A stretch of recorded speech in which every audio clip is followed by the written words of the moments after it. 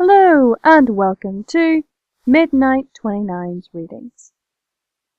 Today we'll be reading Night Guards Chapter 1 with the help of Neko Pie. It was just past evening in the land of Equestria, and Hammer and Anvil, personal guards of Princess Luna, were more than a little troubled. They were trotting down the hallway alongside Her Royal Highness, towards Princess Celestia's throne room. Ah, Your Highness, are you certain this is wise? Anvil asked. Luna didn't seem quite like herself as of late. She'd been sleeping poorly, that much was obvious, and in no small part due to the incredible 18 hours that she would spend researching and practicing in the Royal Library's Arcane Arts Wing. Each day, every day, for the last fortnight. The princess's face was a little gaunt, but her eyes still retained their intense spark of determination, along with the new burning fierceness that he had not noticed before. He wondered how she was able to keep going like that. He'd been up keeping watch with Hammer for as long as she had worked, and he was quite sure that he looked nowhere near as alert as she. He glanced at his fellow guard, but could see no apparent weariness. Anvil, of all my subjects, you and Hammer are the only ones I truly consider my friends, Luna replied. She stopped and turned to them with a beseeching expression that one might have considered unseemly for a royal. Please support me in this. You've seen the spell. You know it works. This time, perhaps my sister would be more willing to consent. Her request was met with silence. Anvil was uncertain of what to say. The last time Princess Luna had had a discussion of this nature with Princess Celestia, the request for a temporary equestrian-wide reversal of daily and nightly activities had escalated into a heated debate about interrupted agriculture, shortly before degrading into a verbal spar that he'd been able to hear even through the thick oaken doors to the throne room. Princess Luna had left distraught and in tears, followed by equally upset Princess Celestia.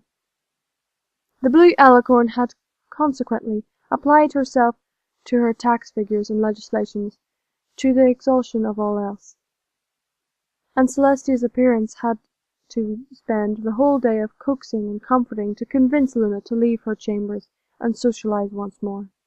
That is, until she started working on her new research project.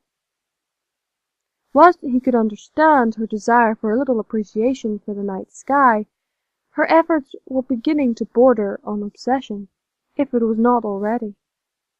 According to the palace servants, Princess Luna was sporting a rather short temper in the past few days, snapping at any pony who attempted to interfere with her business, or draw her away to engage in what she called frivolous activities. Well, perhaps. He tentatively answered. Begging your pardon, but can it not wait for a few days? You have not been resting well, and the spell appears to be really taxing, especially if you mean to cast it all over Equestria. Anger flashed on Luna's face for a moment, and Anvil flinched inwardly, but the fierceness was soon gone to be replaced by conviction. I have waited long enough for this. My mind is made up. I am merely going to present this compromise to my sister, so you may rest easy in that I'm not going to exert myself until I'm ready. Yes, Your Highness, Anvil replied. Luna sighed. Please, not in that tone. Subjects are plenty, but I have few enough friends in this place. She dipped her head slightly in apology, which would have been scandalous enough for nobility, and said, I'm sorry. The past few... Wait, how long has it been? 2 weeks, Hammer supplied. Luna kneed her forehead with her hoof. The past 2 weeks have been most narrowing. I'm aware that I haven't been myself. All I ask is that you bear with me until this audience is over. When Celestia grants her approval, I promise I will get proper rest. Nevertheless, I thank you for your honesty." She then looked at Hammer. "And what about you? What are your thoughts on this matter?" My opinion is of no consequence, the guard Pegasus said blindly. "It is to me," she replied. "And I want more than your opinion. I want advice, if you have any." Hammer seemed taken aback. I'm just a god. It would be unseemly for you to seek counsel from me. Luna rolled her eyes. "Very well, be that way," she huffed, raising a hoof and placing it on Hammer's shoulder, saying, "I hereby dub thee my royal court jester. Now give me your opinion. Your princess commands it." Anvil could see Hammer's mouth curving into a tiny smile, and instantly realized what he had been up to. He pouted. Oh, but I wanted to be a court jester. I would make a far more entertaining one than my stone-faced friend here, what with my stunning personality and refined sense of humor, and I certainly have no qualms about giving my opinion, unsolicited or otherwise. That's exactly why she does not want you as her court jester. Hammer deadpanned. All those years by your side, and I still find you about as amusing as mold growing on a cake. You would bore the entire court to tears. He put a hoof into his armored chest. Oh, you won't me. I'm not that bad, am I? I shed a tear for every worthy jest you make. Anvil frowned. What? Wait, you never cry. Exactly. Hammer somehow managed to look smug and indifferent at the same time. Luna giggled. And Anvil gave her a small smile. She returned it and added, "Thank you. I needed that." Before he could shut him up, Hammer said, "'Tis our duty." The princess narrowed her eyes. "And you just spoiled the moment," she chided. "Allow me, your majesty." Anvil picked up. He slapped the back of his companion's helmet with a wing. It was more of a token gesture than anything. He might as well have hit a pillar for all the effect that it had. Hammer did not even blink. Instead, he turned his head and simply looked at him, nostalgically, as if he was complimenting a rather fascinating patch of rust on his helmet. Anvil stared back and gave him his best insolent grin. "Very well, that's enough, children," Luna said in a mock exasperation, and then succumbed to another fit of giggles. "Stars above, what would I do without the two of you?" Anvil put a hoof to his chin. Celebrate, I think. We are probably the reason the court loves our gossip so much about your non-familial relationships. Look at us, you keep a living statue and me as your everyday companions. The Moon Princess waved his words aside with an impervious hoof. "Oh, I do not doubt that." Her mouth then stretched into a grin. "But you are my personal guards, and I would still prefer your company to the endless, thinly veiled petitions of royal favors that the dear nobles are so keen to bless me with." She resumed her trotting. "Now, come, my sister awaits my presence." That's more like the princess I know, Anvil thought. "One more thing," Luna added. "There will be no need for you to wait outside this time. I wish to have you by my side when I speak to Celestia." As they entered their throne room, Anvil nodded at his fellow guards stationed by the side of the great doors. Even though they all wore enchanted armor that changed their coat to a pure white and had hair two various shades of sky blue, any pony spending time around them for long enough would eventually begin to recognize a few faces. They returned his greeting in kind. With the throne room itself stood Princess Celestia and her apprentice, Summerclyde. Anvil discreetly waved at the grey-coated unicorn with his wing, but she merely rolled her eyes. Ouch! With little Primabel, Luna dove right into the matter at hoof, explaining what it was that she intended to do, and asking if she could do it with her sister's blessing. Her sister listened intently, calling for a pause every now and again, only to ask her a question or two. At some point, the Moon Princess demonstrated her latest spell with the assistance of Summerclyde, by conjuring up a small plotted plant, and turned the colour of its leaves into deep greenish blue. By the end of it, Luna was sweating slightly from her magical exertion, and Summerclyde appeared a little warm. "There! Did I not tell you it was possible?" Luna asked, her features still ramped with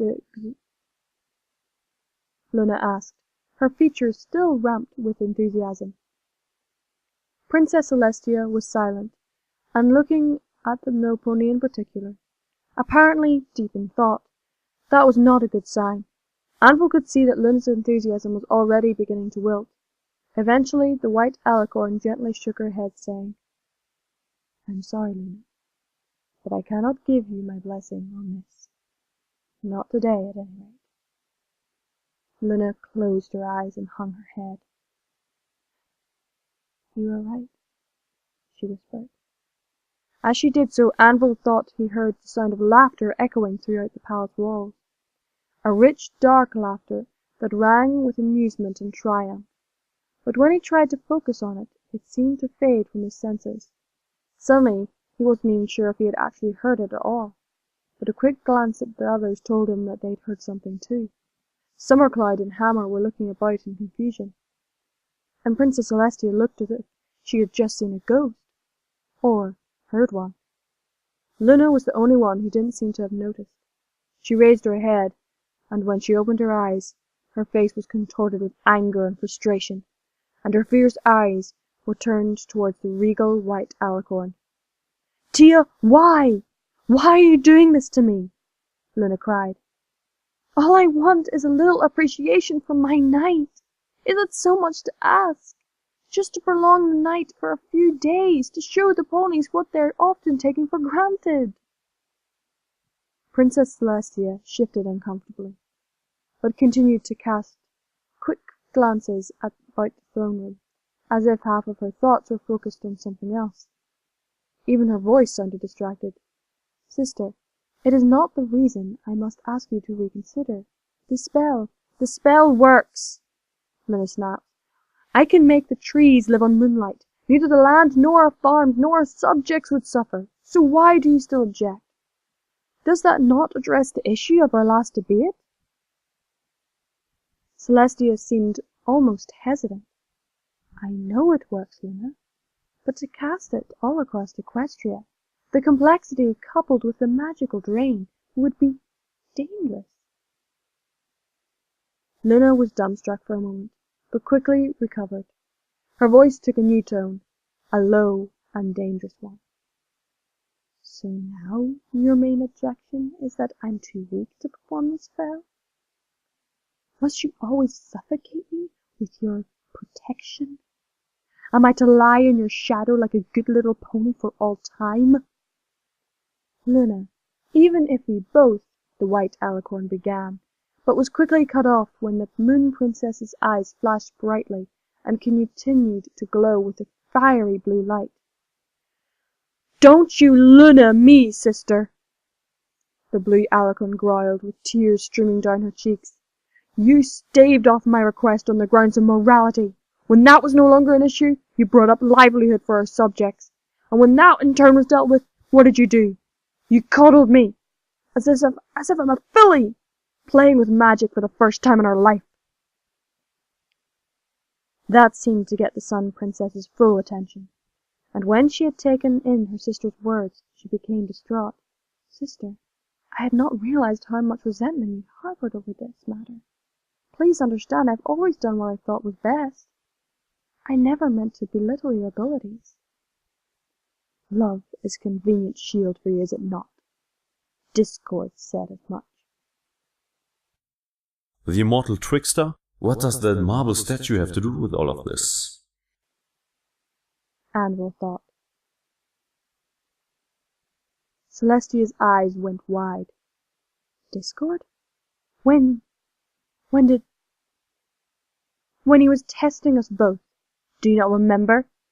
When he whispered in my ear that you were an overbearing sibling, intent on protecting me from the world in spite of myself, to never let me rise as an equal. I find it easy enough to dismiss it as nothing but a desperate lie. Luna sniffed and shook her head. Luna sniffed and shook her head. But over the centuries, I began to see the pattern. You were always taking on the greater share of our royal duties, delegating the less dangerous tasks to me. All for my own good, it would seem. This refusal of yours is just another grain of sand on the beach of white lies you've made for me. Discord. Oh no, Celestia whispered. He's tainted you. Fight it. Search your heart, Luna. You know that his words are false. I know you're stronger than him. Tainted me? When Luna chuckled, Anvil's hair stood on end. That didn't happen very often. He touched me, that I must admit. But he merely hastened the inevitable. If I didn't realize it now, I would have realized it sometime in the next 1,000 years. Blue sparks and whispers of black smoke began to creep over her body. Princess Celestia recoiled, and a fearful look crept on her face. Sister, she pleaded, do not do this. Don't let him take you. More don'ts. Always more don'ts. Luna spat. And no, Discord is not taking me. This is my choice. Anvil watched with morbid fascination as her mentor trembled and shook. First her entire body changed, growing in size until she was as tall as her elder sister. He could hear her bones cracking and grinding as she grew, and the agony on her face revealed just how much it must have hurt. Her mane and tail ignited and were quickly consumed in blue flames, only to reappear purple and translucent, and aglow with stars like a night sky. The blackness began to spread over her coat, shaking over her form like ink spilled on water, until she was entirely jet black, save for a cutie mark. Silvery blue armor plates materialized on her head, chest, and hooves, and in the end, Luna hung her head low with her eyes shut tight, drew a deep breath, and let loose a morbid, blood-curdling howl of anguish and frustration. When she opened her eyes, they had slit pupils, the sort of thing that belonged to a dragon.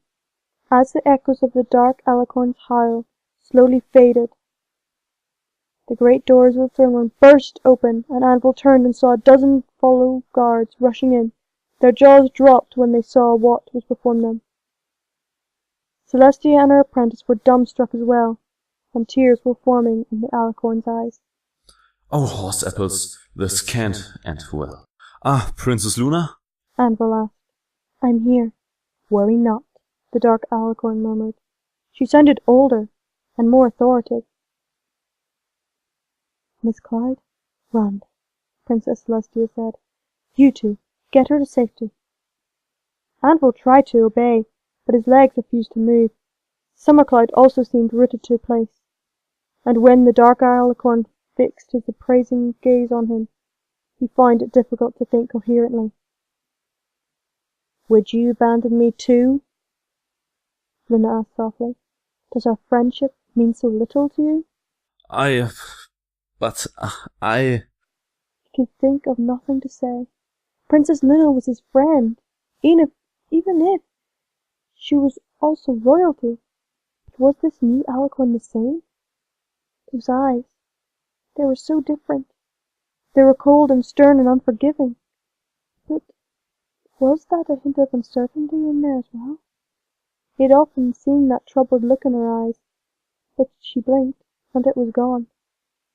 He turned to Hammer for help, but for one bewilderment was plainly written across his companion's face, and he seemed to be preoccupied with his own thoughts as well.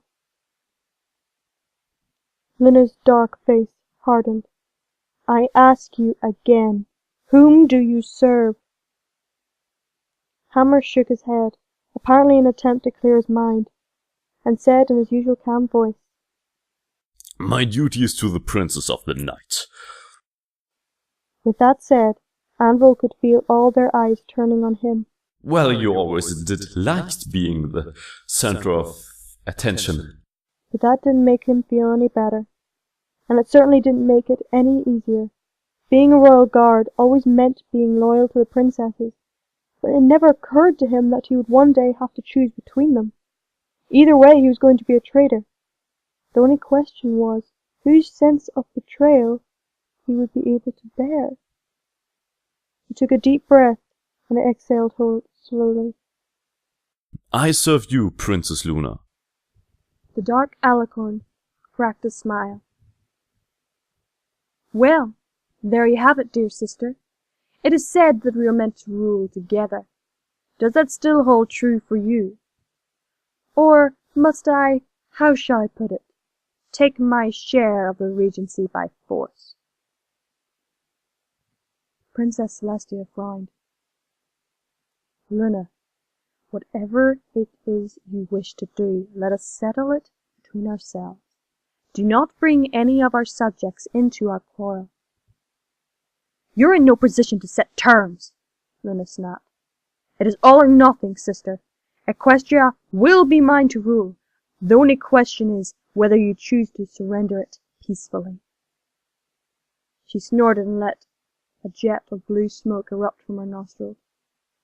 "However, I do warn you, do not tempt me. I'm not in a charitable mood, and the prospect of an eternal night is growing more attractive with each passing minute. No, I will not let this happen, even if I must arrest my own sister to prevent it," Celestia intoned. She nodded towards the rest of the guards, and they quickly formed a circle around them. Anvil recognized a few faces, and some of them actually looked troubled that they may have to fight friends. For the most part, they made it plain that they had every intention of obeying the white alicorn. Luna swept her gaze to each of the surrounding guards and chuckled. "Oh, please, by the time my personal guards are done with your poor fools, they'll be crying for mercy. These two are more than a match for your plenty dozen." "We are?" Anvil was grateful for the vote of confidence, but he was quite certain that Luna was overestimating their abilities by several miles. Celestia raised an eyebrow. "I do not doubt the prowess of your friends, but do not delude yourself. They cannot defeat this many. Leave them out of this, sister. No pony has to get hurt in our quarrel." "Killjoy," Luna quipped, "but in all seriousness, I'm under no delusion. Once I have leveled the playing field, that is." Anvil heard a crack of thunder right before he felt something really hot strike his back. He gasped as Hammer grunted in surprise. The heat spread into his spine and lanced through his bones, and a second later he felt pain.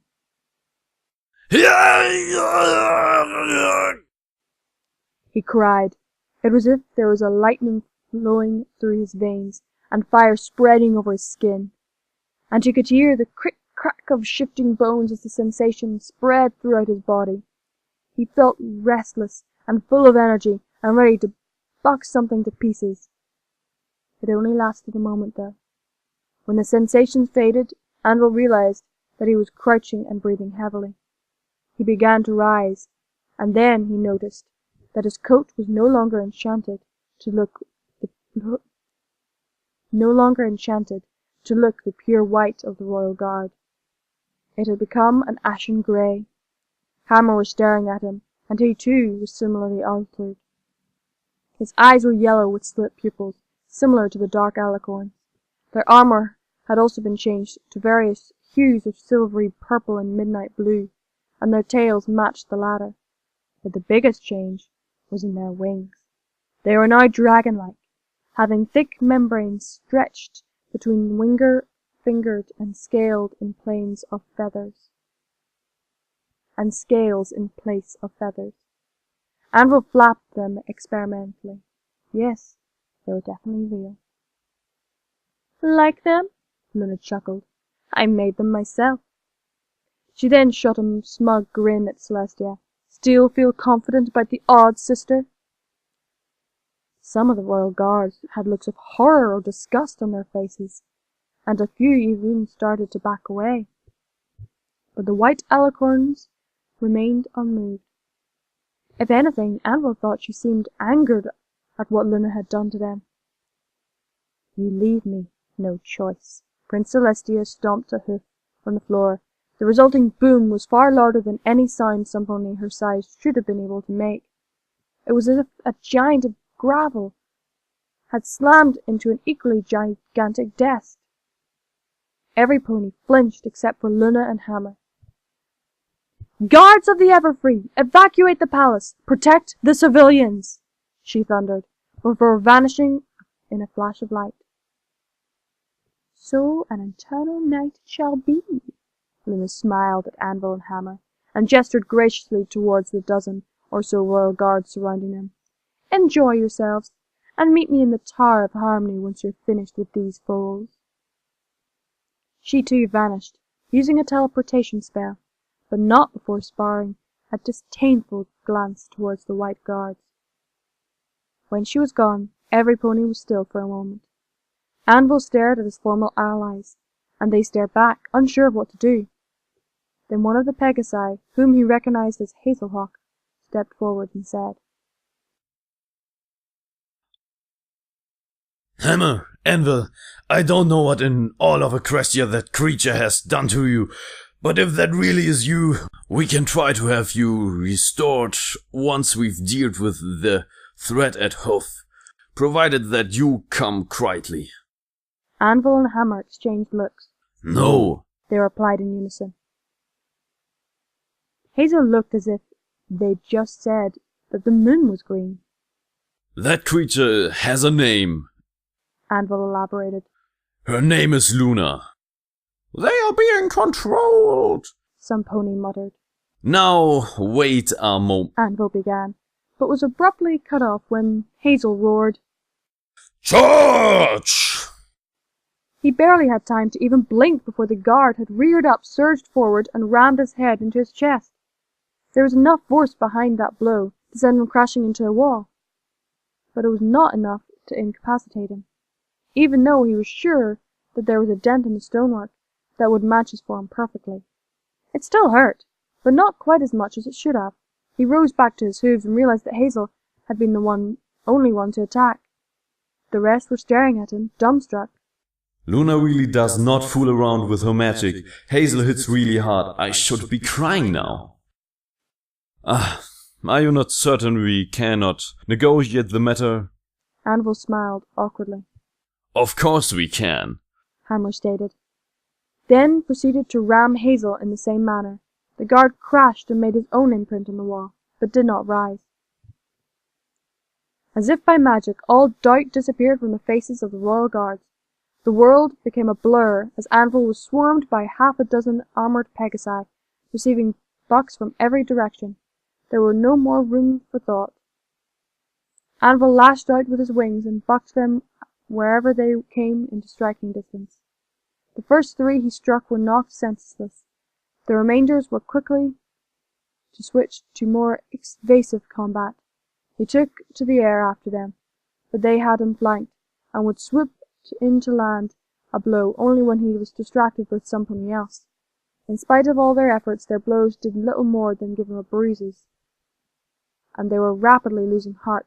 Mistakes were made, and he made them pay dearly for each one. Eventually he only had one opponent left. To his credit, the guard did not flee, but instead tried to collide with him in mid-air, presumably in a desperate attempt to slam him into the pillar against his back.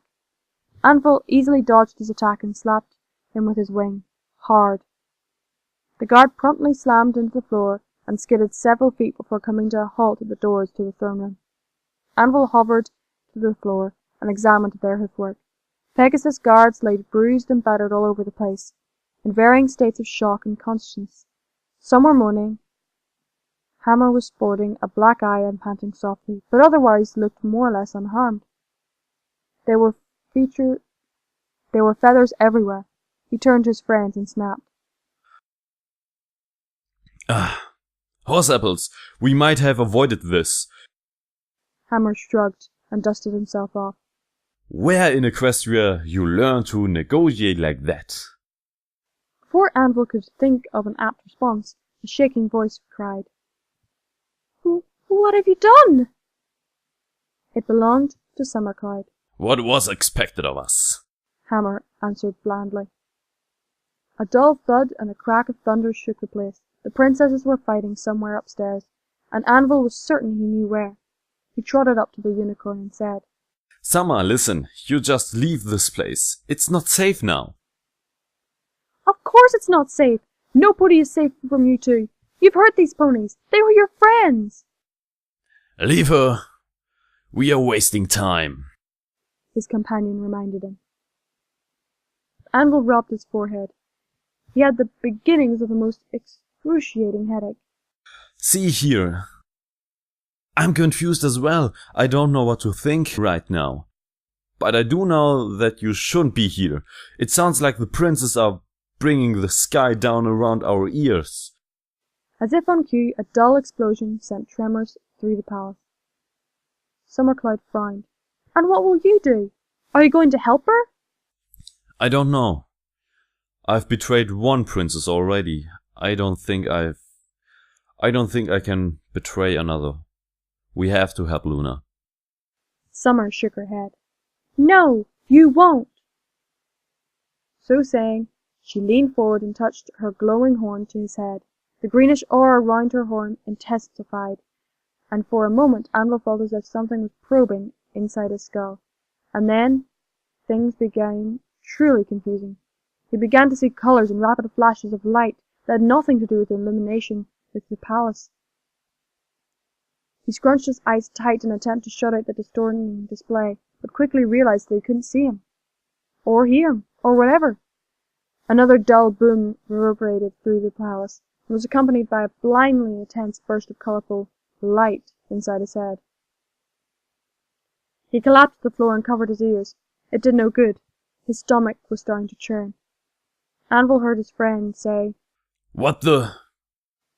Just before he heard Summer cast another spell, Hammer grunted in surprise and toppled to the floor almost as quickly as he had. Oh, sweet Celestia, Anvil moaned. He opened his eyes and instantly regretted it when his stomach tried to empty itself. Stupid light. Why won't it stop? All those horridly colorful flashes and streaks and glares. Somewhere nearby, there came a gurgling sound of some pony decorating the floor with his past meal. Thank you, Cutie Mark, Summercloud quipped, before galloping away as the sound of her hooves receded. So did the light show inside his skull. Little by little his stomach stopped churning and his sense of balance recovered. Defeated 6 guards each, and beat it by a filly. Hammer half groaned, half muttered as he wiped his mouth and got back onto his hooves. Say no more. We'll never hear the end of it. They made their way through the palace hallways to the Tower of Harmony, gradually progressing from trotting to galloping to flying as they recovered from their nauseating experience. They passed several confused nobles and servants in the way, but aside from a few mares who screamed at their appearance, no pony attempted to hinder them. Every now and then a tremor would reverberate through the stone and marble of the palace, and they grew in strength as they approached the base of the tower. As they surged up the stairwell at full flight, Anvil noticed fractures and scorch marks marring the stonework. The princesses were apparently holding nothing in reserve. When they burst into the solar of the massive tower, they found a dumbstruck Summercloud sitting on her haunches in shock, staring at the warring alicorns at the center of the room.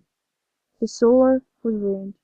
The walls and the floor were cracked and scorched, and some selections and some sections had collapsed altogether, revealing a night sky without. A gust of wind blew in, sweeping up torn books and pages and cinders. Even with the wind, the heat in that place was intense. Abel was starting to sweat, and he was hesitant to go any closer to the princesses, especially with Celestia's mane ablaze like that. As they watched, a bolt of lightning arced from Luna's horn to strike Celestia, but the Sun Princess deflected it with a plume of fire from her mane, sending it streaking towards a bookshelf which promptly exploded into splinters and ash. From the look on her face, Anvil could tell that the princess was wary. Her shoulders slumped, her legs shook, her chest heaved, and the crown was askew. "Getting tired, sister?" Luna chuckled. "Here, have some more." Another white-hot bolt arced from her horn. Celestia grimaced, but managed to deflect it again. This time the bolt struck the star-scraped domed ceiling and sent bits of painting stone and sparkling gems fragments crumbling to the floor. But alicorns ignored it. They ignoring us too, Anvil realized. "Don't make me," Celestia panted. I don't want to hurt you, Luna." Luna raised an eyebrow in disbelief. "Surely, you jest. You do know the definition of losing, right? I'll give you a hint. It's what you're experiencing right now." She smiled wickedly. The white alicorn suddenly drew herself up, and for a moment it seemed that all of her wariness had melted away. She glowed, almost as bright as the sun, and Anvil had to shield his eyes and squint to see what was happening. Even Princess Luna seemed stunned by the change. Worry seized her brow. "I had hoped not to resort to this," Celestia thundered, her voice rippling with energy. "But if the elements of harmony are what it takes to stop you, then so be it." Her horn ablazed with a fiery light, and 6 brightly colored gemstones of various shapes broke loose from the sculpted ceiling and began encircling around her. They glowed with the energy that the Sun Princess was spewing into them, and then they simply fell to the floor and scattered into 1,000 glittering pieces. The Sun Princess's jaw dropped, and all her wariness seemed to return at once. Her radiance faded and her fiery mane snuffed out and reverted to its usual form as she slumped to the floor in shock. What did you do to them?" she gasped. Luna put a hoof over her mouth in mock surprise. "Oh dear, it seems I've been a very naughty pony," she sniggered. "I did. Where you'll never find them." But how? It pays to plan ahead." Plan ahead? Anvil thought. That's not a good sign. But his train of thought was interrupted when Luna fiercely strode towards the Sun Princess, until they were face to face. She smirked and added, "As much as I would love to continue humiliating you in battle, I do so despise having to damage my palace in the process. So I ask, do you yield?" She assumed, with a more regal pose, and began to trot in a slow, triumphant manner around her weakened opponent. "You'll get to retain what little dignity you have left, and I'll get to save on the cost of my repairing what we break." She glanced about the ruined solar and tapped a hoof on the floor. "This thing isn't cheap, you know." There was no answer. The white alicorn didn't even look at her sister. "Allow me to sweeten the bitter deal. If you yield, I'll promise not to banish you from Equestria. Oh, and I'll even leave your silly statue intact." More silence. "Fine," Luna huffed. "I won't harm any of your subjects, either. Not even that pathetic numbskull of a princeling. You have my word." Celestia hung her head. Yes, I yield," she whispered with downcast eyes. The alicorn shook her head. "Goodness, even in defeat you can be such a haggler. Maybe you should be the one managing all the taxes." Her mane stretched out like a fluid curtain and enveloped her sister, glowing in a little, as it flowed over her body. There was a gust of wind in the tower, and her mane rippled with it before reverting to its normal length. Celestia was gone. Summercloud gasped. And it was then that the black alicorn turned her attention to them. "Well, Summercloud, my dear sister's apprentice, have you nothing to say?" Luna snapped. She was wearing a thin scowl, the sort that curdled milk. Anvil put a steadying hoof on Summer's shoulder, for it seemed like she was ready to faint, but she only recoiled at his touch, and fled down the stairs, taking the steps 2 or even 3 at a time. He called after her, but he knew it was pointless. The way she saw it, she was only fleeing from monsters. 3 monsters in the shape of ponies, who had once been pleasant acquaintances, if not friends. "It is settled. She has chosen treason," Luna stated. She then trotted over to Hammer and Anvil, smiling graciously. "Well done. I knew I had chosen wisely when I first selected you as my personal guards." Since it spared his strained mind from thinking for the moment, Anvil gave into formality and knelt before her, as did Hammer. "Long live the princess!" They chimed. The dark alicorn gestured upwards with a hoof. "Rise, my friends. Tonight you have proven yourselves, and you have earned my trust. Come, there is much to do. We must secure my hold on the kingdom tonight, beginning with this place. Those who would not submit to me must be dealt with." She then spread her wings and launched herself into the air, exiting the Tower of Harmony through one of the collapsed sections of the wall. Hammer and Anvil followed suit, and as they soared over the palace grounds, Luna pulled up close and added, "Oh, and from this night on, you may call me Nightmare Moon." And there you have it.